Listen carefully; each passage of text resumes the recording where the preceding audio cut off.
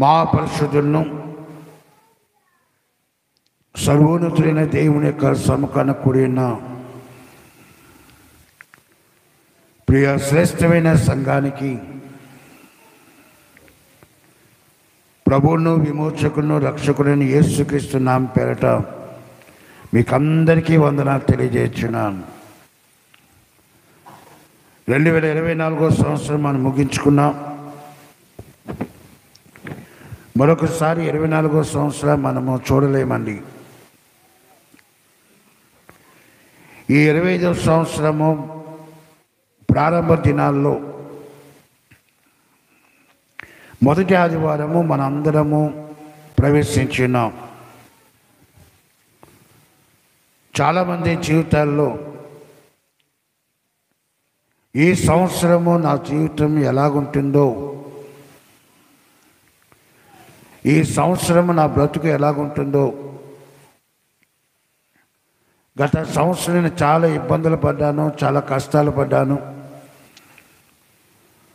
మరి 2025వ సంవత్సరం దేవుడు నాకు ఎలా మలుస్తాడో అనే ఆందోళన చెందక ఉన్నవారు లేరండి. అందరి యొక్క జీవితాల్లో, చాలామంది యొక్క బ్రతుకులలో ఈ 25వ సంవత్సరం పరిస్థితులు ఎలాగుంటాయో అని చింత ఉన్నవారు చాలామంది ఉన్నారు. ఇదేనా నా దేవుని యొక్క వాక్యం ద్వారాగా పరిశుద్ధమైన దేవుడు చెప్తున్న మాట ఏంటంటే, మీరు ఆశీర్వాదానికి వారసులవుటకే పిలువబడుతుంది. దేవుని యొక్క అభిలాష, దేవుని యొక్క ఉద్దేశం ఏంటంటే, తన బిడ్డలమైన మన అందరం ఎప్పుడు ఆశ్రదించబడాలి, ఎప్పుడు దీవులతో ఉండాలని కోరుతాడండి. కానీ ఆశీర్వాదాలు మనకు దూరం అవుతూనే ఉంటాయి, దీవెనలు మనకు దూరం అవుతూనే ఉంటాయి. అందుకే ఈ దినాన దేవుడు నాకు ఇచ్చిన తలంపులను మీ మధ్యన ఉంచాలని ఆశపడుతున్నానండి. దానికి ముందుగా ఒక ప్రశ్న మిమ్మల్ని అడగాలని ఆశపడుతున్నాను. ఈ 2025వ సంవత్సరము నేను ఆశీర్వదింపబడాలి అన్న కోరుకున్న వాళ్ళు మీ చేతులు పైకెత్తి దేవుని మహిమపరచాలని కోరుచున్నాను. హల్లెలూయా.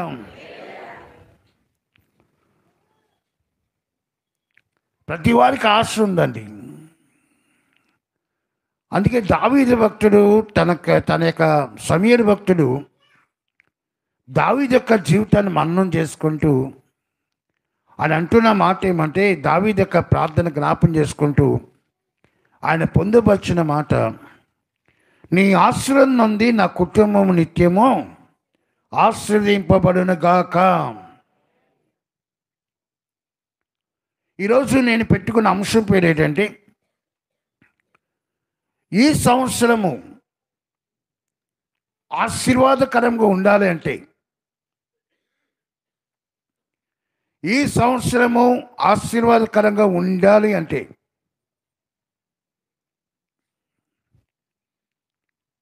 నేనేం చేయాలి? ఈ యొక్క మాటలు ఏ మాటలైతే ఈరోజు మనం ధ్యానించుకుంటున్నామో దానిని మన జీవితంలో అప్లై చేసుకుంటే, అవలంబించుకుంటే, దాని ప్రకారంగా జీవించాలని తీర్మానం చేసుకుంటే, వాక్యం నేను మాట్లాడుచున్న మాట ఏంటంటే, నువ్వు ఖచ్చితంగా ఆశ్రయింపబడతావు. అది నిజం. ఈరోజు ఈ యొక్క 5 విషయాలు నేను మీ మధ్యన ఉంచాలని ఆశపడుతున్నాను అండి. ఈ 5 లక్షణాలు మన యొక్క జీవితాలకు మనము అప్లై చేసుకోవాలి, అన్వయించుకోవాలి, నేర్చుకోవాలి. నువ్వు నిజంగా ఈ యొక్క 5 విషయాల్లో నువ్వు చాలా ఆసక్తి కనపరిస్తే, దేవుని యొక్క వాక్యం ద్వారా దేవుడు మనందరినీ ఆశ్రయిస్తాడండి. దావీదు ఇక్కడ తన యొక్క పర్సనల్ కమ్యూనికేషను, తన యొక్క సాక్రిఫైస్, హోలీనెస్, ఆయన దేవుని మీద ఆధారపడ్డం, ఇవన్నీ విషయాల గురించి ఈ భాగం రాయబడి ఉంది. కానీ ఈరోజు నేను తీసుకున్న అంశం ఏమనగా, ఈ సంవత్సరం అంటే 2025వ సంవత్సరం మన జీవితాలకు, మన కుటుంబాలకు, మన వ్యాపారాలకు, మన ఉద్యోగాలకు, మన చేతి పనులకు ఆశీర్వాదకరంగా ఉండడానికి నేను చేయవలసిన పనులు, మీరు చేయవలసిన పనులు, మనం చేయవలసిన పనులు 5 ఉన్నాయండి. ఈ 5 మనం నేర్చుకుంటే దేవుడు ఖచ్చితంగా మనల్ని ఆశ్రయిస్తానని తన వాక్యంలో భాగంగా మాట్లాడుచున్నాడు. ఫలించాలన్నా నీ చేతిలోనుంది, ఫలములు లేకుండా ఉండాలన్నా మీ చేతిలోనుంది, అభివృద్ధి చెందాలన్నా మీ చేతిలో ఉంది, అభివృద్ధి లేకుండా ఉండాలన్నా మీ చేతిలోనుంది. నా కుటుంబము దీర్ఘకాలము ఆశీర్వాదకంగా ఉండాలన్నా మన చేతిలో ఉంది, ఆశీర్వాదం లేకుండా ఉండాలన్నా మన చేతిలో ఉందండి. ఈరోజు దేవుని యొక్క వాక్యం ద్వారా మనందరినీ పురుగొలిపి బలపరిచి ఆస్వాదించునుగాక. నా యొక్క మొట్టమొదటి పాయింట్, యోహాను సువార్త 15వ అధ్యాయము 5వ వచనంలో, ద్రాక్షావల్లి నేను, తీగని మీరు, ఎవడు నా యందు నిలిచిండునో, నేను ఎవని యందు నిలిచిండునో వాడు బహుగా ఫలించును అంటాడండి. నాకు వేరుగా ఉండి మీరేమీ చేయలేరు. దేవుని నామమున మహిమ కలుగును గాక. ఆశీర్వదింపబడిన సంవత్సరంగా ఉండాలి అంటే, దీవెనకరమైన సంవత్సరంగా ఉండాలంటే, ఈరోజు నీవు తీసుకోవాల్సిన తీర్మానం ఏమనగా, అది ఎవరైనా సరే, పిన్నలైనా, పెద్దలైనా, వృద్ధులైనా, యవనస్తులైనా, చదువుకున్న వారైనా, చదువు లేని వారైనా, వ్యాపారాలు చేస్తున్న వ్యాపారం లేని వారైనా, అందరూ తీసుకొస్తున్న తీర్మానము, యేసు లేకుండా ఈ నూతన వత్సరములో నేను ప్రయాణము చేయను. ఎవరు లేకుండా అమ్మా? యేసు లేకుండా. యేసయ్య నీతో ఉంటే నీ కుటుంబానికి, నీ జీవితానికి ఆశ్చర్యదాయకమైన సంవత్సరంగా మలుస్తాడండి. ఈ 2025వ సంవత్సరము, యేసయ్య నేను చేసే ఉద్యోగంలో మీరు నాతో పాటు ప్రయాణం చేయండి, నేను చేసే వ్యాపారంలో మీరు నాతో పాటు ప్రయాణం చేయండి. యేసయ్య నువ్వు నాతో పాటు ప్రయాణం చేయి నాయనా. ఈరోజు నువ్వు ప్రార్థిస్తే, మనము ప్రార్థన చేస్తే దేవుడు ఖచ్చితంగా మన కుటుంబాన్ని ఆశ్రయిస్తాడండి. రేపన్న రోజున ఎలాగుంటుందో నీకు తెలియదు, నాకు తెలియదు. మనం ఎలాంటి పరిస్థితి గుండెలలో, ఏ కష్టాల గుండెలలో, ఏ ఇబ్బంది గుండెలలో, ఎటువంటి యొక్క సమస్యలు ఎదుర్కోవాలో మనకి ఏమీ తెలియకుండానే మన కొత్త సంవత్సరాలు అడిగిపెట్టామండి. కానీ ఈరోజు దేవుని యొక్క వాక్యం అంటున్నాడు, యేసు లేకుండా నువ్వు ప్రయాణం చేయొద్దు. అంటే నువ్వు చేయవలసిన ప్రార్థన, యేసయ్యా నేను ఈ నూతన వత్సరంలో ప్రవేశించున్నాను, నా కుటుంబం నీ చేతులు సమర్పిస్తున్నాను, నా జీవితాన్ని చేతులు సమర్పిస్తున్నాను, మీరు మాతో ఉండండి అయ్యా. మోషే గారు ఏం ప్రార్థన చేశారండి?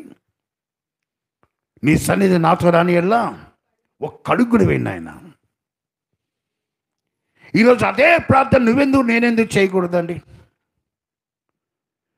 నేను ఆశీర్వదించాలని కోరుతున్నావే, నేను దీవించబడాలని కోరుతున్నావే, నా కుటుంబం ఫలదాయక ఉండాలని కోరుతున్నావే, అందరికన్నా నేను పైవాడుగా ఉండాలని కోరుతున్నావే, ఈరోజు యేసయ్య నా వ్యాపారంలో నువ్వు ఉండు నాయనా,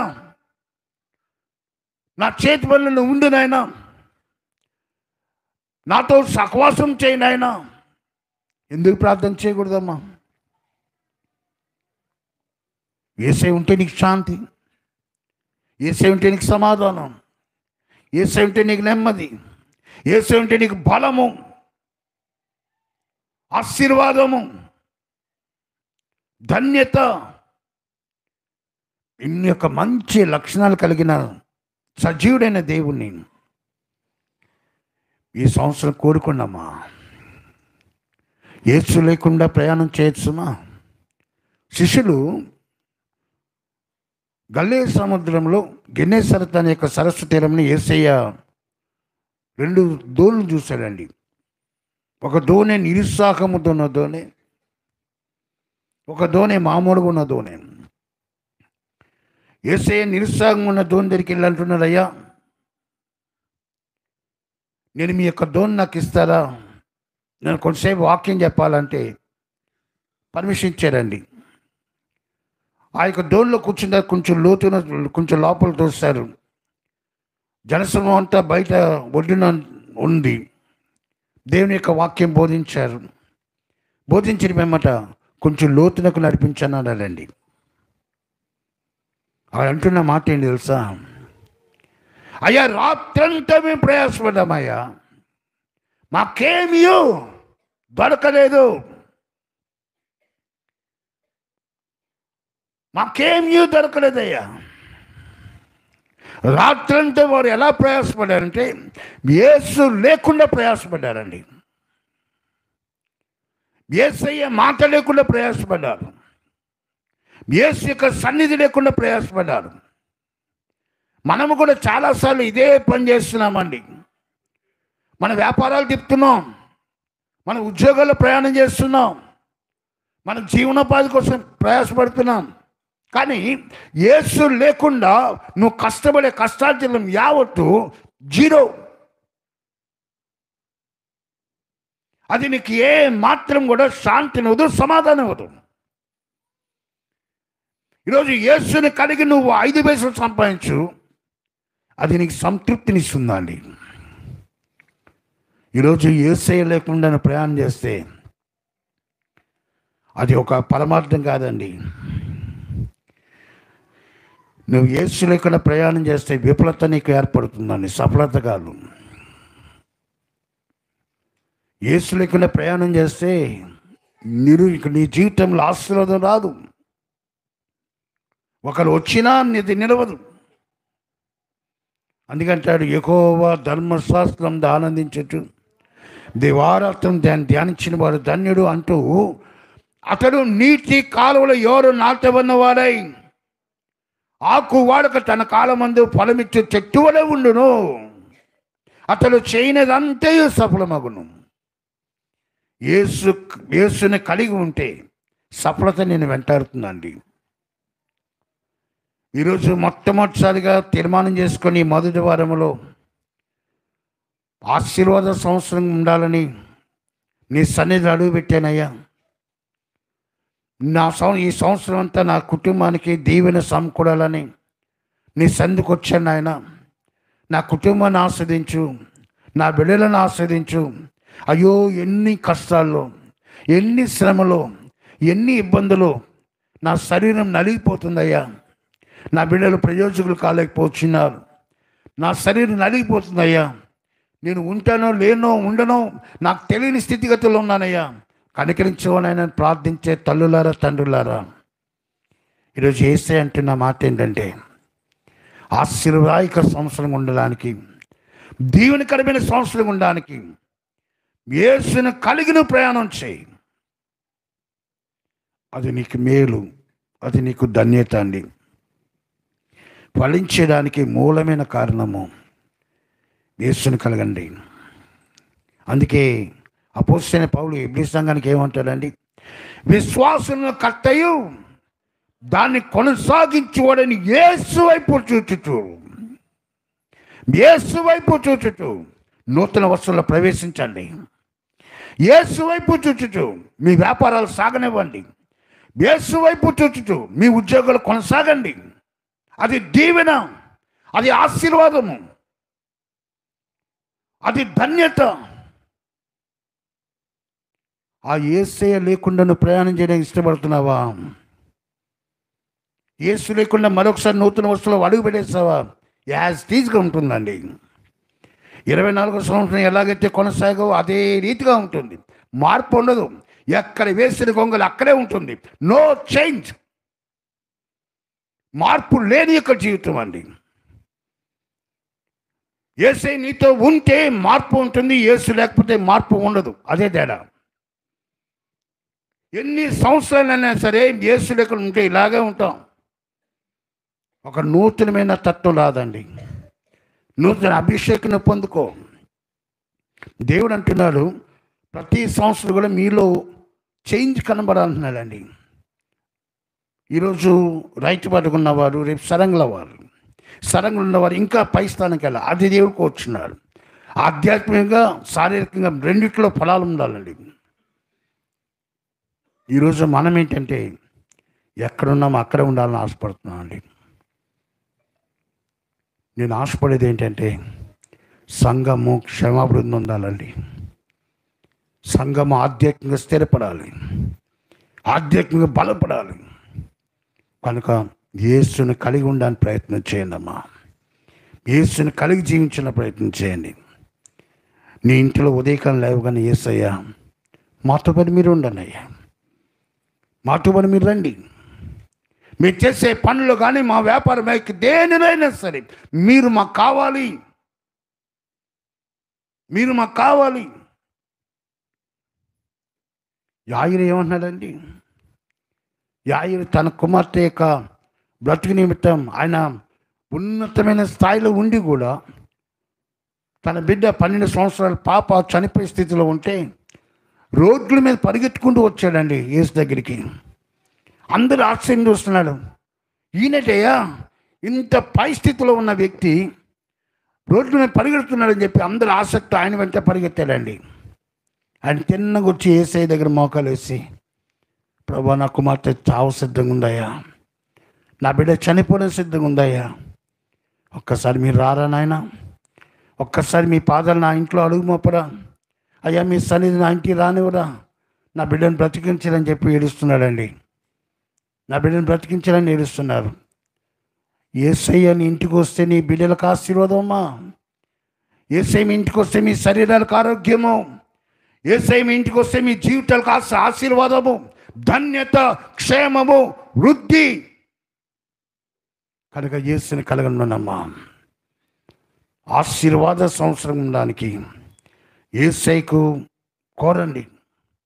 అందుకే దావీదు ప్రార్థన చూడండి, ఎంత జగ్గా ప్రార్థన చేశాడు. నాయన నా శక్తి వలన నా బలం వలన ఆశీర్వాదాన్ని సంపాదించుకోలేనయ్యా, నీ ఆశీర్వాదం నాకు కావాలి. నీ ఆశీర్వాదం నుండి నా కుటుంబము నిత్యము, ఆమేన్, నిత్యము, ఆల్వేస్, అన్ని కాలాల్లో, అన్ని పరిస్థితుల్లో, అన్ని స్థితిగతుల్లో నా కుటుంబము ఆశీర్వదింపడాలి, నా బిడ్డలు ఆశీర్వదింపడాలి, నా సంతానము వర్ధిల్లాలి. అదండి ఒక యజమానుడు కోరుకోవాల్సింది, ఒక యజమానురాలు కోరుకోవాల్సింది. ఈరోజు దేవుని యొక్క వాక్యం ద్వారా ఆశీర్వాద సంవత్సరం ఉండడానికి మొట్టమొదటి మాట, యేసు లేకుండా ప్రయాణం చేద్దామా. యేసు లేకుండా ప్రయాణం చేయొద్దు. యేసయ్య ఉంటే నీ కుటుంబానికి ధన్యత, ఆశీర్వాదం అండి. రెండోది, ఆశీర్వాద సంవత్సరం ఉండే రెండో కారణము, సామెతల గ్రంథము 28వ అధ్యాయము 13వ వచనంలో, అతిక్రమములు దాచిపెట్టేవాడు వర్ధిల్లడు, వాటిని ఒప్పుకొని విడిచిపెట్టిన వాడు కనికరము పొందును. అతిక్రమములు దాచిపెట్టేవాడు వర్ధిల్లడు, వాటిని ఒప్పుకొని విడిచిపెట్టేవాడు కనికరం పొందును. సెకండ్ అండి, పాపమును దాచిపెట్టి నూతన వస్తువులో ప్రవేశించకండి. పాపమును ఒప్పుకొని నూతన వస్తువులో ప్రవేశించండి. ఆశీర్వాద సంవత్సరంగా ఉండాలంటే, ధన్యకరమైన సంవత్సరం ఉండాలంటే పాపాలు ఒప్పుకున్నామా. వాక్యం చాలా క్లియర్గా జ్ఞాని అని సొలొమోనే రాస్తున్నాడండి. అతిక్రమములు, చేసిన దోషాలు, చేసిన పాపాలు, చేసిన అవిధేయత, దేవుని ఎలా బాధించావో, ఎలాగ కష్టపెట్టావో, ఎలాగ దుఃఖపెట్టావో, 2024 సంవత్సరం ఏ విధంగా నీ యొక్క పరిస్థితులను బట్టి నువ్వు దేవుని యొక్క సన్నిధిలో ప్రార్థన చేస్తున్నావు, స్తుతి చేస్తున్నావు, ఆరాధన చేస్తున్నావు, ఎక్కడ తప్పిపోయావు దాన్ని ఒప్పుకో, దాన్ని ఒప్పుకో. కీర్తనగడ అంటాడండి, నా దోషమును కప్పుకొనక నీ ఎదుట నా పాపమును ఒప్పుకొంటిని. నా దోషాన్ని కప్పుకొని ఎదుట నా పాపను ఒప్పుకున్నానయ్యా. యోబు 22:23 అంటాడు, సర్వశక్తుల వైపు నువ్వు తిరిగిన ఎడల నీ గుడారములో నీ దుర్మార్గమును దూరంగా తొలగించిన ఎడల నువ్వు అభివృద్ధి పొందుతావు. సర్వశక్తుల వైపు నువ్వు తిరగాలి, ఒకటి. రెండోదిగా నీ దుర్మార్గతని ఇంట్లోంచి తీసేయాలి, 2. నువ్వు అప్పుడు అభివృద్ధి పొందుతావండి. పాపము దాచుకోవద్దండి, పాపం దాచుకోవద్దండి. పాపం అంటే ఏంటి తెలుసా అండి? దేవుని యొక్క మాటను ధిక్కరించడమే పాపం. నీ ఆధ్యాత్మిక జీవితాన్ని పాడు చేసుకోవడమే పాపము. దేవునికి ఇష్టం లేని పనులు చేయడమే పాపము. దేవుని యొక్క వాక్యం ప్రకారంగా జీవించకపోవడమే పాపము. నువ్వు దేవునికి సమయం ఇవ్వకపోవడమే పాపము. నీ వ్యక్తిగత జీవితంలో దేవునికి దూరస్తుడికి అంటే ఇలాగ ఉండాలి దేవుడు కోరుతున్నాడు, ఇలాగ ఉండడమే పాపం అండి. ఆశీర్వాదం కావాలని కోరుతున్న బాణం ఉందమ్మా, ధన్యత కావాలని కోరుతున్న బాణం ఉంది. నీ స్పిరిచువల్ లైఫ్ ఎలాగుంది, నీ ఆధ్యాత్మిక స్థితిగతులు ఎలాగున్నాయి? నువ్వు దేవునికి బలంగా ఉన్నావా, బలహీనంగా ఉన్నావా? దేవునితో ఏ యొక్క జీవితంలో జీవిస్తున్నావండి? దేవుడు నటనని ఇష్టపడ్డమ్మా, జాగ్రత్త జ్ఞాపకం పెట్టుకోండి. నటించేవాడిని దేవుని పరమాసహ్యం. నటన ఇష్టపడు, నటన వద్దు మనకి. ఫేస్ టు ఫేస్ దేవుని దగ్గర మనం ముఖముఖ చూడవలసి ఉందండి. నీ భక్తి శ్రద్ధలను దేవుడు చూడాలి, మెచ్చాలి, ఆస్వాదించాలి. నేను దీవెన పొందాలి అని కోరుకున్నవారు, నా కుటుంబం వర్ధిల్లాలని కోరుకున్నవారు, పాపాన్ని దూరంగా పెట్టానమ్మా, దాచిపెట్టద్దు. పాపాన్ని దాచిపెట్టద్దు. తప్పైన కుమారుడు ఆ పందులు తినే పొట్టు దగ్గరికి వచ్చిన తర్వాత బుద్ధి వచ్చిందట అండి. తండ్రి దగ్గర ఎంతో సుఖంగా పెరిగిన వ్యక్తి తండ్రి నుంచి వేరైపోవాలనుకున్నాడు, వెళ్ళిపోయాడు. ఒక వ్యాపారస్తుగా చేరాడు, తనకున్నదంతా పాడు చేసుకున్నాడు. కానీ స్థలానికి వెళ్ళాడు, కానీ ప్రదేశాన్ని ఎంచుకున్నాడు, కానీ పనులు చేశాడు. దుర్వ్యాపారం చేత సమస్తను పోగొట్టుకున్నాడు. లాస్ట్కి పందులు తినే పొట్టు తినడానికి మనసు పెట్టాడండి. అప్పుడు ఏడుస్తున్నాడు, అయ్యో నేను ఎంత తప్పు చేశాను, అయ్యో నేను ఎంత పాపం చేశానయ్యా, ఇప్పటికైనా మించిపోయింది లేదు. నా తండ్రి దగ్గర పారిపోతాను, నేను నా తండ్రి వెళ్తాను, నా తండ్రి దగ్గర వెళ్ళి ఆయన పాదాలు పెట్టుకొని బతిమాలుతాను. ప్రభు నన్ను క్షమించయ్యా, నన్ను క్షమించు, నా పాపాన్ని క్షమించు, నా అవిధేయతను క్షమించు, నా తండ్రి పాదాలు పెట్టుకొని బతిమాలుతాను. ఆ బుద్ధి మనకెందుకు రావట్లేదు అర్థం కావట్లేదండి. పాపం చేస్తూనే ఉన్నాం, దేవుడు అవకాశం ఇస్తూనే ఉన్నాడు, కృప చూపిస్తూనే ఉన్నాడు. నా కుమారుడు ఇంకా బ్రతకాలి, ఇంకా బ్రతకాలి, ఇంకా బ్రతకాలి అని కృప చూపిస్తూనే ఉన్నాడండి. కొట్టేడా మళ్ళీ తేరుకోవచ్చుమా? ఒక్కసారి కానీ దేవుడు కానీ పనిష్మెంట్ ఇస్తే మనం తేరుకోలేము. కనుక సమయం ఉన్నప్పుడే ఆయన పాదాలు పెట్టుకొని బతిమాలండి, ప్రభువా నా పాపాన్ని క్షమించయ్యా, నా విధేయతను క్షమించయ్యా. ఒకవేళ ఎక్కడైనా నేను పొరపాటు చేస్తుంటే, ఎక్కడైనా సరే నేను తప్పిది ఉంటే అది నా బిడ్డల మీద రానివ్వకుండా, నా కుటుంబం మీద రానివ్వకుండా నన్ను క్షమించినైనా అని పాదాలు పెట్టుకొని బతిమాలండి అమ్మా, బతమండి అయ్యా. దోషాలు చేయడం చాలా ఈజీ అండి, పాపం చేయడం చాలా ఈజీ, కానీ ఒప్పుకోవడం చాలా కష్టం అండి. నువ్వు మోకరించినప్పుడంతా ఏడిపే రావాలి, మోకరించినప్పుడంతా ఏడిపే రావాలి. ఈరోజు వాక్యం ద్వారా మాట్లాడుతున్న ఆశీర్వదాయకమైన సంవత్సరం ఉండడానికి పాపమును దాచిపెట్టద్దండి, పాపను ఒప్పుకోండి. ఈ సంవత్సరము నా జీవితము, నా లైఫ్ ఒక మీనింగ్ఫుల్గా ఉండాలి, నా ఒక పరమార్థం ఇచ్చే జీవితం కలిగి ఉండాలి, నా లైఫ్లో మంచి యొక్క స్థాయి ఉండాలి, మంచి స్థితి ఉండాలి అని కోరికతో ఉంటే నీ జీవితాన్ని దేవునికి సమర్పించు. అందుకే పౌలు గారు అంటారు, సజీవ యాగంగా మిమ్ముని మీ శరీరమును ఆయనకు సమర్పించుకోండి. సజీవంగా సమర్పించుకోండి. సమర్పించుకుంటే సమృద్ధిని పొందుకుంటామండి. ఈరోజు ఆశీర్వదాయక సంవత్సరం ఉండడానికి దేవుని యొక్క సన్నిధిలో పాపాన్ని విడిచి ప్రవేశించాలమ్మా. 24 సంవత్సరాలు చేసిన పాపమే 25 సంవత్సరాలు కూడా తీసుకొస్తే దాని ప్రయోజనం ఏం లేదండి. As it is. మార్పు లేని యొక్క జీవితం అండి, మార్పు లేని యొక్క జీవితం. ఆదికాండము 15వ అధ్యాయం చూడండి ఒకసారి. గద్దలు ఆ కలే భారముల మీద వాలినప్పుడు అబ్రాము వాటిని త్రోలి వేసెను. గ్రద్దలు అనగా శత్రువైన సాతానండి. అపోస్తుల కార్యములు 5వ అధ్యాయం 8వ వచనం, గర్జించు సింహం మాదిరిగా ఎవరిని మృంగుదలని వెతుకుచున్నాడు. ఎవరిని మృంగాలని వెతుకుచున్నాడండి. ఇక్కడ అబ్రాహాం చేసిన ఉత్తమమైన పని ఏంటంటే వాటిని త్రోలి వేసెను. వాటిని తరిమి కొట్టాడండి. సాతానుడు చేసే పని ఏంటంటే మన అర్పణలు దొంగిలించాలని ప్రయత్నం చేస్తాడండి, మన ఆరాధన దొంగిలించాలని ప్రయత్నం చేస్తాడు, మన సమర్పణలు దొంగిలించాలని ప్రయత్నం చేస్తాడు.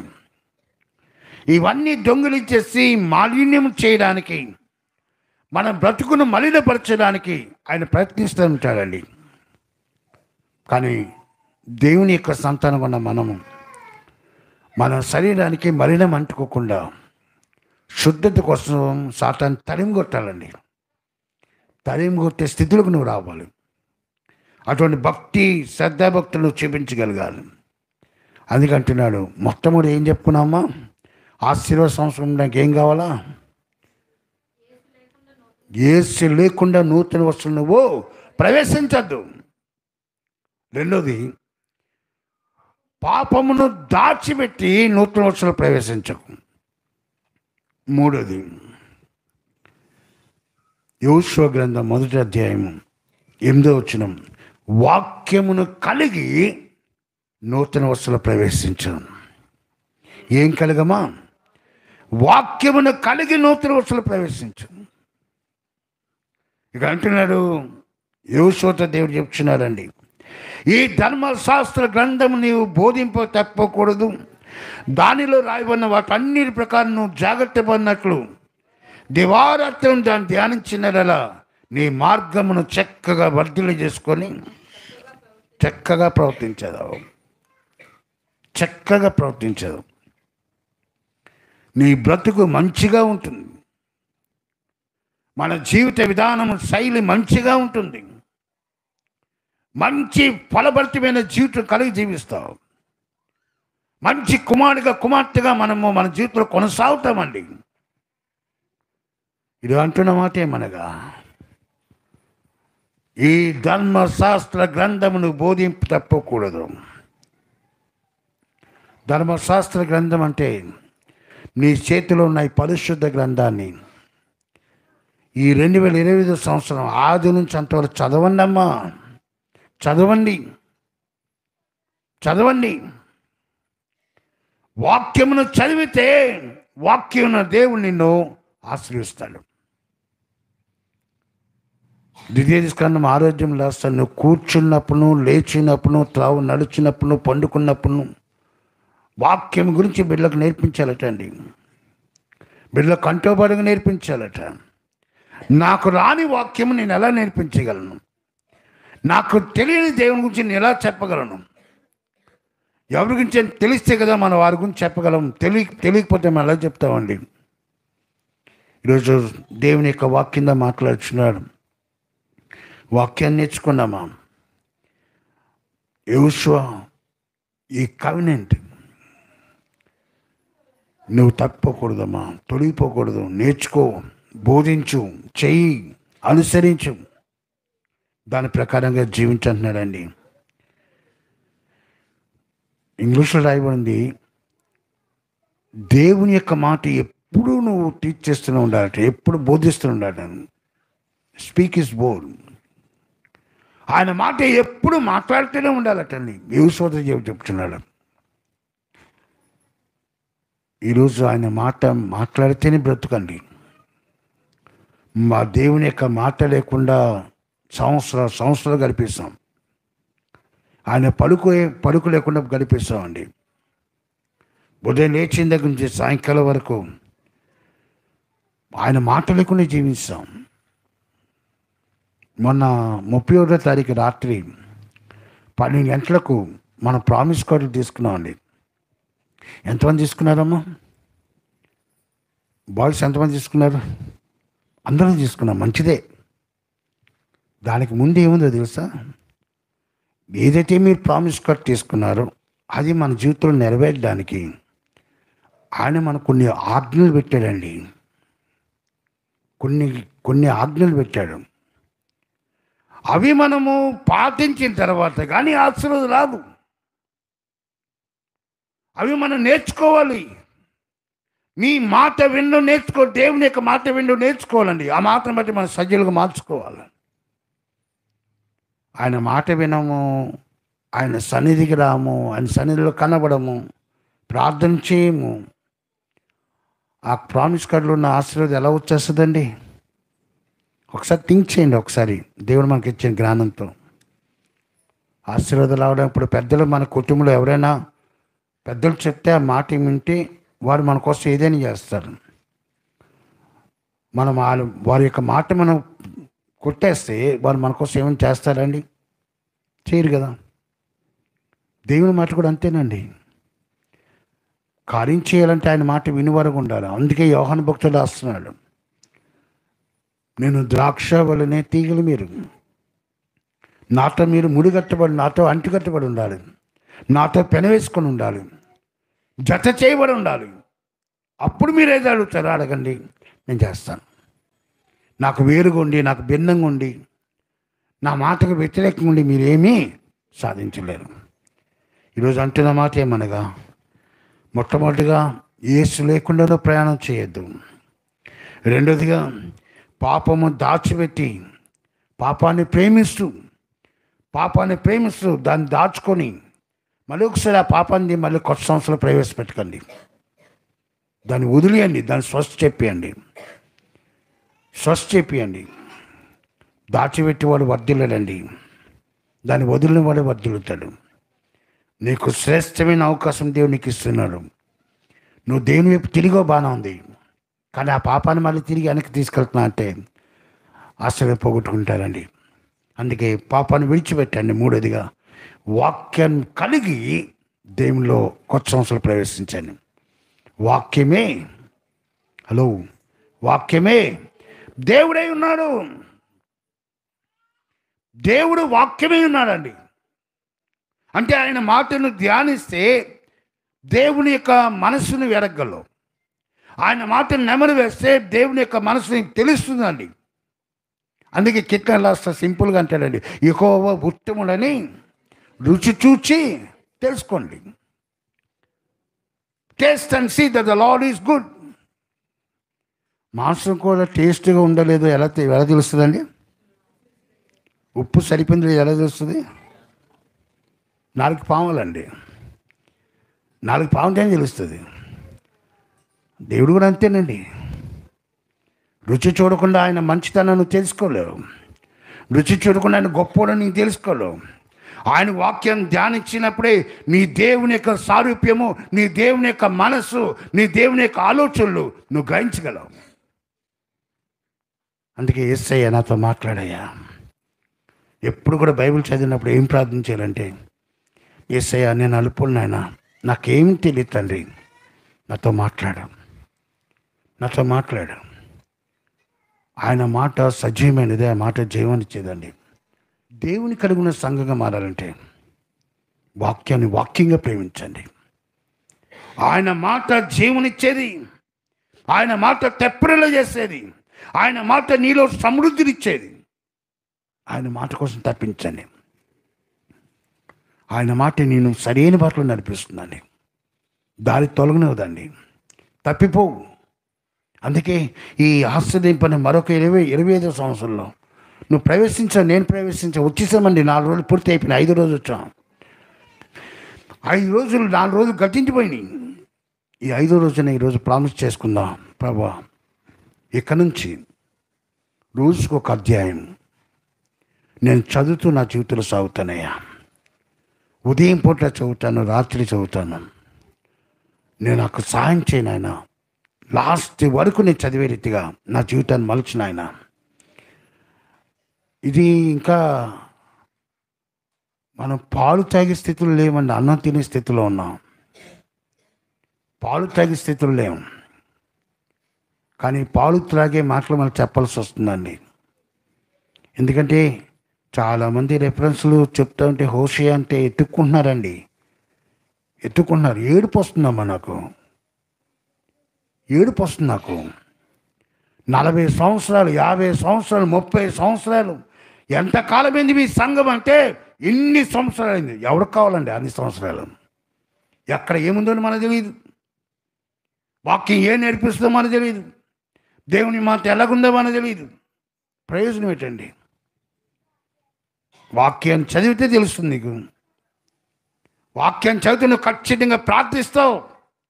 నువ్వు వాక్యము పట్టుకున్నావా, దేవుని యొక్క మాట పట్టుకున్నావా, మోకరించి మానవండి, మొక్కలేస్తావు, స్తుతి చేస్తావు, ఆరాధన చేస్తావు, భక్తి కనపరుస్తావు. అందుకంటున్నాడు, వాక్యాన్ని కలిగి నూతన వస్తువులు ప్రవేశించండి, అది మీకు ఆశీర్వాదం. 4వది, ఇది చాలా ప్రాముఖ్యమైన మాట అండి. ఈ 4వది మన వ్యక్తిగత జీవితాలకు ఆశీర్వాదకమైన మాట అండి. నిర్గమకాండము 20వ అధ్యాయము 12వ వచనం చదవండమ్మా.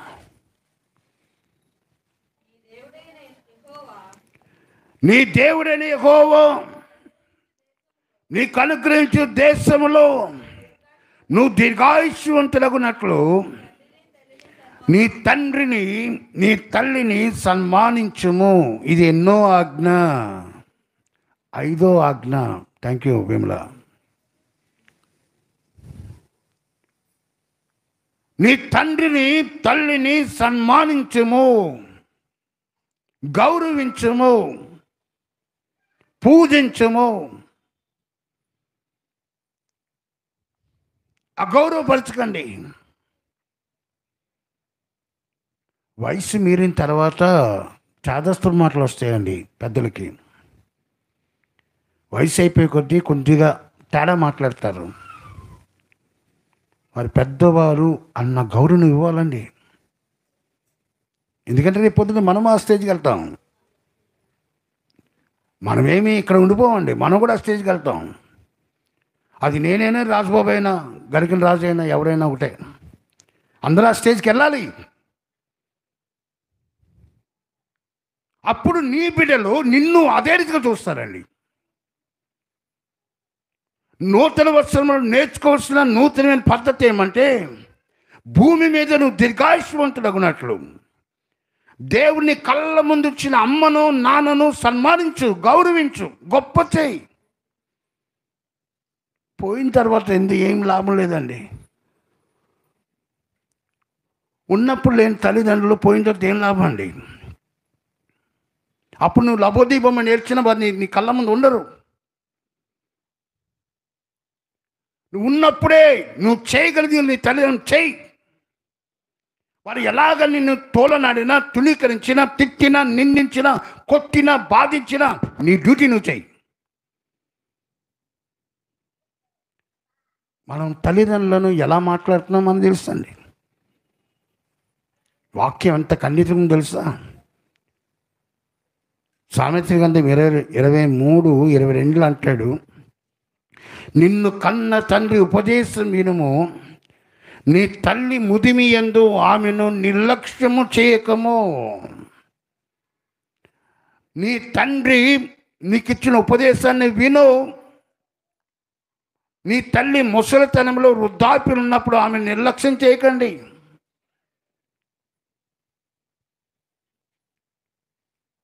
పెళ్లి చేసుకున్న తర్వాత కోడలుగా వచ్చిన వారందరూ కూడా అత్తలే తల్లులండి. అమ్మా, మీ అత్తల్ని నువ్వు ఎలా చూస్తున్నారో ఒకసారి గమనించుకోండి అమ్మా. మీ అత్తే మీ తల్లి.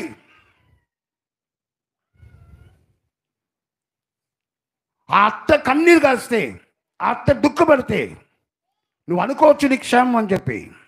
అది ఏ మాత్రం క్షేమం కాదని వాక్యం చెప్తుంది. కనుక నేను చెప్తున్నా, ఈరోజు దేవుని యొక్క మాట వింటున్న ప్రియ దేవుని యొక్క సంగమా, నువ్వు కూడా ఒకరోజు అత్తమవుతావు, నువ్వు కూడా ఒకరోజు మామ అవుతావు. జాగ్రత్త అండి. కళ్ళ ముందు తల్లిదండ్రులు ఎలా బాధిస్తున్నావో ఒకసారి ఆలోచించండి. నేను ఎవరిని పాయింట్ అవుట్ చేయట్లేదు సుమా, వాక్యంగా చెప్తున్నాను. ఈ నూతన వర్షంలో సరి చేసుకుందాం. ఈ నూతన వర్షంలో దేవుని యొక్క వాక్యం మనం ప్రబోధిస్తుంది, నేర్పిస్తుంది. నేర్చుకుందాం. నీ తల్లిదండ్రులను సన్మానించు, అప్పుడు భూమి మీద దీర్ఘాయుష్మంతులు అవుతావు. గౌరవించి గొప్ప చేయబడతావు. సామెతలు 20:20 అంటాడు, తన తండ్రినైనను తల్లినైనను దూషించి వాని దీపము కారు చీకటిలో ఆరిపోవును, అది వెలగదు. చాలామంది మనం సాంస్క్రిట్ మాట్లాడతారండి, అన్నీ అమ్మలే. తండ్రిని తిట్టే తిట్లు అమ్మ, లేకపోతే లా. నువ్వు తిట్టడం చాలా ఈజీ. యెహోవా భయభక్తులు గలవారు మాట్లాడుకుంటుండగా వారి మాటలు ఆయన చెవి ఎగ్గి ఆలకించాను. ఆలకించి పడుకున్నాడండి. నువ్వు ఎలా మాట్లాడుతున్నావో అదే తీర్పు తీర్చబడతావు. జాగ్రత్త అండి. తల్లిదండ్రులు ఇచ్చారంటే అంత ఈజీ కాదు సుమా. ఇప్పుడు నేను బాధపడుతున్నాను తెలుసా. అయ్యో, నా తల్లి నేను ఇంకా బాగా చూసుకుంటే ఇంకెంత బాగున్నాను. ఇంకెక్కడైనా బాధ పెట్టానేమో, ఎక్కడైనా తల్లిని కష్టపెట్టానేమో, ఏ రూపంలో సరే నా వల్ల బాధపడిందేమో. పోయిన తర్వాత ఏడుస్తున్నానండి. ఆ రూమ్ దగ్గరికి వెళ్తే కళ్ళ నీరు వస్తుంది. ఎప్పుడు నా గురించి 24 గంటలు ప్రార్థన చేసే తల్లి లేదండి. ఇప్పుడు నాకు ఒక ధైర్యం ఉండేది, ఒక భరోసా. నా పక్క నా భార్య ఉంది, ఒక పక్క నా తల్లి ఉంది, మరొక పక్క సంఘం ఉంది. నేను ఎక్కడికైనా సరే హ్యాపీగా దేవుని యొక్క సువార్త ప్రకటించగలనని. అందులో ఒక కొట్టివేయబడ్డానండి. మీరు ప్రార్థన పనులైతే ఈ సంఘం ఇలాగ ఉండదండి. మీరు దేవుని యొక్క అభిషేకం నింపడిన వారైతే మన సంఘం ఇలాగ ఉండదు. కన్నులతో విత్తోలు సంతోషంతో పంటకు వస్తారని ఈ యొక్క ప్యారిస్ కొన్నప్పుడు ఏడ్చానండి. ప్రభువా, అయ్యా, నా సంఘంలో వాయిద్యాలు వాయించో లేవాలయ్యా. నా కొడుక్కి అటువంటి మనసు దయచేయను ఆయన. నా కొడుక్కి నేను చెప్పకుండానే తను నేర్చుకునే స్థితి దయచేయి. నేను మా ప్రార్థన చేశాను అంతే. వారితో ఒక మాట కూడా చెప్పలేదు. తనకు తానుగా డైలీ వచ్చి ప్రాక్టీస్ చేస్తున్నాడండి. తన ఫ్రీ టైంలో వస్తున్నాడు, అవి బిగించుకుంటున్నాడు, తనకు తాను ప్రాక్టీస్ చేస్తున్నాడు. ప్రార్థనకి ఎప్పుడు కూడా పోదండి. ప్రార్థన ఎప్పుడు పోదు. నా అన్న ఒక్క మాట నాకు ఇప్పటికీ జ్ఞాపకం ఉందండి. కన్నా నువ్వేమైనా మార్పు, నువ్వు సేమ్ యాస్టీస్. అప్పుడు నా చిన్నతనంలో ఎలాగైతే డ్రమ్ము డప్పు కొట్టుకుంటూ పాటలు పాడామో ఇప్పుడు అలాగే ఉంటుంది. ఏం మార్పు లేదు. నువ్వు అనుకున్నావు చాలా మార్పు చేస్తానని చెప్పి, నువ్వేం మార్పు తీసుకురావు, సేమ్ యాస్టీస్గా ఉంటుంది. ఇప్పుడు నేను ధైర్యంగా చెప్పడానికి ఈరోజు ప్రాక్టికల్గా దేవుడు చూపించాడండి. C major.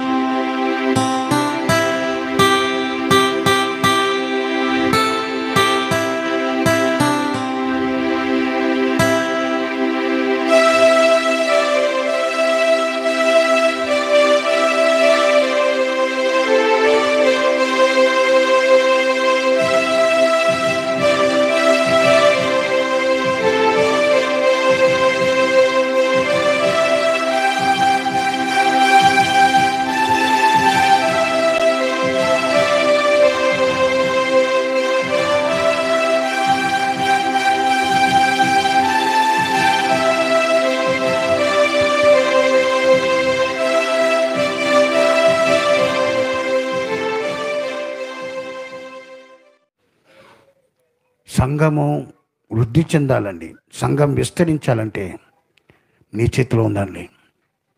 నీ తండ్రిని గౌరవించండి, అమ్మ తల్లిని గౌరవించండి. బూతులు మాట్లాడొద్దండి తమ్ముళ్ళారా, బూతులు మాట్లాడొద్దు. మీ తల్లిని అవమానపరచొద్దండి. అది ఎంత మాత్రం కూడా మీకు ఆశీర్వాదం కానే కాదండి. ఒక సేవకునిగా నాకు తెలిసిన పరమ సత్యాన్ని మీకు చెప్తున్నాను. ఎందుకంటే వాక్యం దేవుడు దావీదు ప్రార్థన చేస్తాడు తెలుసా? వృద్ధాప్యునందు నా చేయి విడువకము, నా బలము క్షీణించినప్పుడు నన్ను విడనాడకము. ఇది పెద్దవారు చేయవలసిన ప్రార్థన అండి. వృద్ధాప్యం వచ్చినప్పుడు నిన్ను ఏమన్నా సరే దేవునికి అప్పగించంతే, కానీ నువ్వు మాత్రం ఒక్క మాట మాట్లాడుకో. అది ఆశీర్వాదం, అది ధన్యత, అది దీవెన. సమానించకపోతే మనకే ఆశీర్వాదం పోగొట్టుకుంటామండి. 4వ, 5వది, ఏ విషయంలో కూడా నిరుత్సాహపడకు, కృంగిపోవద్దు. ఈ ఆశీర్వాద సంవత్సరం ఉండడానికి ఈరోజు మరొక లెసన్ ఏంటంటే, ఏ విషయంలో కూడా నువ్వు నిరుత్సాహపడకు, కృంగిపోవద్దు. అపోస్తలుడైన పౌలు ఎబ్రీ సంఘానికి ఏమంటాడని 13:5 నిన్ను ఏ మాత్రమును విడువను, నిన్ను ఎడబాయను. నిన్ను ఏ మాత్రమును విడువను, నిన్ను ఎడబాయను. దేవుని యొక్క వాక్యము ఆశీర్వాద సంవత్సరం ఉండడానికి దేవుడు చెప్తున్న మాట ఏంటంటే, నిన్ను వదలనయ్యా, నేను విడిచిపెట్టినయ్యా. నువ్వెందుకు భయపడుతున్నావు? నిరుత్సాహం చెందిన వారికి కృంగుదల ప్రాప్తిస్తుందండి. కృంగిన వాడు లేవలేడండి. ఒక వ్యక్తి తల్లి కానీ తండ్రి కానీ కృంగిపోయాడా మళ్ళీ తిరిగి లేవలేరు. వారు లేవడం చాలా కష్టమండి. కృంగిపోయిన వ్యక్తి పరిస్థితి ఎలా ఉంటుంది తెలుసా? తన యొక్క వ్యక్తిత్వాన్ని కోల్పోతాడు, తన పర్సనాలిటీ కోల్పోతాడండి. రెండోదిగా, కృంగిన వాడు ఎవరితో కలవడానికి ఇష్టపడ్డాడు, దూరంగా ఉంటాడు. కృంగిన వాడు జీవితం ఎలాగుంటుందంటే ఎప్పుడు ఏడుస్తూనే ఉంటాడండి. తప్పు చేస్తున్న ఫీలింగ్, తన మీద తను ఆధారపడి మర్చిపోతాడు, ఇతరుల మీద ఆధారపడతాడండి. ఇతరుల మీద ఆధారపడి నేర్చుకుంటాడు. తన జీవితంలో లాస్ట్ అయిపోయిన తీర్మానం చేసుకుంటాడు, చనిపోవాలనుకుంటాడండి. ఇక నా బ్రతుకు వేస్ట్, నేను బ్రతుకున్నా వేస్ట్, నేను ఎవరికి ఉపయోగం లేదు, చచ్చిపోతే బాగున్నాను, ఆ తలంపు వచ్చేస్తుందండి. కానీ దేవుని యొక్క మాట చెప్తుంది, నువ్వు నిరుత్సాహపడకు, నువ్వు కృంగిపోకు, నేను నీకు తోడుగా ఉన్నాను. దేవుని నామమున మహిమ కలుగును గాక. హల్లెలూయా. నేను నీతో ఉండగా నువ్వెందుకు చింతపడుతున్నావు? ఏలియా, నీకేం కష్టం వచ్చింది? ఎందుకు గెలుస్తున్నావు? ఎందుకు మరణాపేక్ష గలవాడై దుఃఖపడుతున్నావు? నిన్న దినాన్ని నేను చేసిన అద్భుతాలు మర్చిపోయావా? 450 మంది నువ్వు ఒక్కడవే ఆ సమయంలో నేను చేసిన కార్యాన్ని మర్చిపోయావా? ఎప్పుడైతే కృంగిపోతులో జ్ఞాపం చేసుకో, గత జీవితంలో దేవుడు నీ పక్షాన చేసిన గొప్ప కార్యాలు జ్ఞాపం చేసుకో, నీ కుటుంబంలో చేసిన అద్భుతాలు జ్ఞాపం చేసుకో, నీ వ్యక్తిగత జీవితంలో చేసిన ఆశ్చర్యమైన కార్యాలు జ్ఞాపం చేసుకో. కృంగుదల రాదండి. అప్పుడు చాలాసార్లు ఏడుస్తున్నామండి. కృంగిపోవడం చాలా ఈజీ అండి. భర్త లేని వారు చాలామంది తల్లులు కృంగిపోతున్నారు. అయ్యో, ఈ భారం నేను మోయలేకపోతున్నాను, ఈ కష్టాన్ని నేను మోయలేకపోతున్నాను, ఈ శ్రమ నేను మోయలేకపోతున్నాను. నా దేవుని యొక్క మాట చెప్తున్న సజీవమైన మాట ఏంటంటే, నిన్ను ఏ మాత్రం విడువను, నిన్ను ఎడబాయను. ఏ స్థితిలో కృంగిపోతున్నావో, ఏ పరిస్థితుల్లో కృంగిపోతున్నావో, ఏ విషయంలో కృంగిపోతున్నావో, అది నీ దేవుని సమస్తం ఎరిక అండి. ఈరోజు ఏలియాను బలపరచని దేవుడు నిన్ను నన్ను బలపరచనే ఉన్నాడండి. ఏలైతే ఏమన్నాడని దేవుడు, నీ శక్తికి మించిన ప్రయాణము నీకు సిద్ధమే ఉంది. ఈరోజు అదే మాట దేవుడు మనతో చెప్తున్నాడండి. నీ శక్తికి మించిన ప్రయాణికి సిద్ధమే ఉంది. నువ్వులే.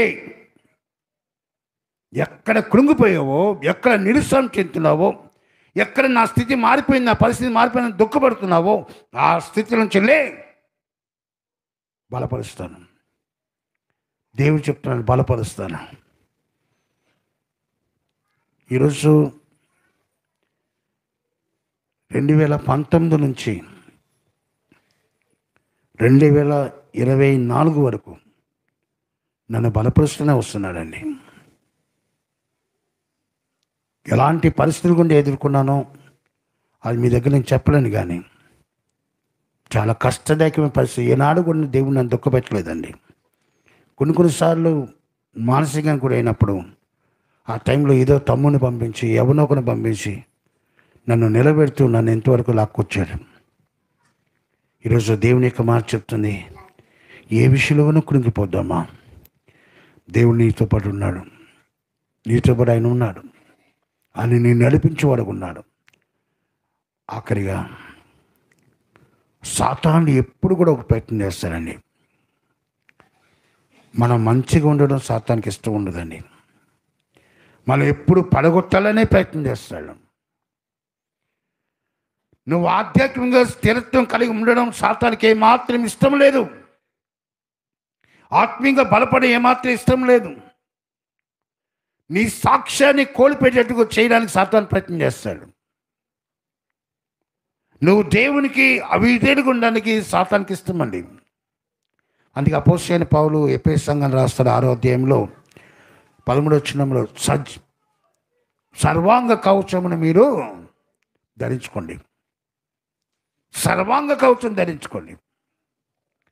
ఏ సమస్యలు వచ్చినా సరే మిమ్మల్ని తాకకుండా ఆయన కవచాన్ని ధరించుకోండి. ఆశీర్వాద సంస్థలో ప్రవేశిస్తామండి. ఈరోజు దేవుని యొక్క మాట మనం మొదటి దినాన దేవుడు మనతో మాట్లాడాడు. మీ అవసరాలు తీర్చబడతాయని, మీ అక్కర్లు తీర్చబడతాయని ఈ మొదటి వారంలో దేవుడు మాట్లాడుతున్నాడు. ఆశీర్వాదాయకమైన సంవత్సరాలు ఉండడానికి 5 విషయాలు దేవుడు మనకు నేర్పించాడండి. మొదటిది ఏంటమ్మా? యేసు లేకుండా నూతన వస్తువులోనికి ప్రవేశించకండి. 2, పాపమును దాచిపెట్టేవాడు వర్ధిల్లడు, పాపాన్ని వదిలిరండి. 3, వాక్యమును కలిగి ప్రవేశించండి. 4, తల్లిదండ్రులను సన్మానించండి. 5, ఏ విషయంలో నిరుత్సాహపడద్దు. 6, మిమ్మల్ని పడగొట్టాలని, అఘోరపరచాలని సాతాను ప్రయత్నిస్తాడు. ఆయన ఇచ్చే సర్వాంగ కవచం ధరించుకోండి. ఈ లక్షణాలు కలిగి నువ్వు ప్రవేశించు. నేను వాక్యం దేవుడు మాట్లాడుచున్నాడు. నేను మిమ్మల్ని ఆశ్రయిస్తాను, నేను మిమ్మల్ని దీవిస్తాను. ఈరోజు అటువంటి గొప్ప దీవెన, ఆశీర్వాదము దేవుడు మన అందరికీ అనుగ్రహించి, నడిపించి, దీవించి బలపరచునుగాక. ఆమేన్.